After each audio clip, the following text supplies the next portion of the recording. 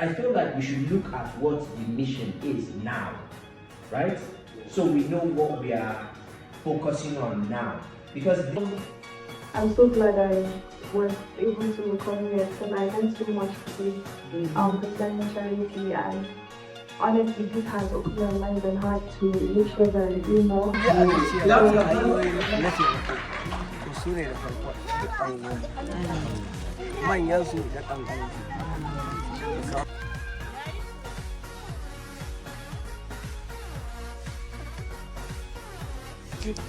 Considering what happened to Maiduguri, you understand, got us very concerned, got us very, very disturbed, that we felt as an NGO, there's no way we can't come here and render it.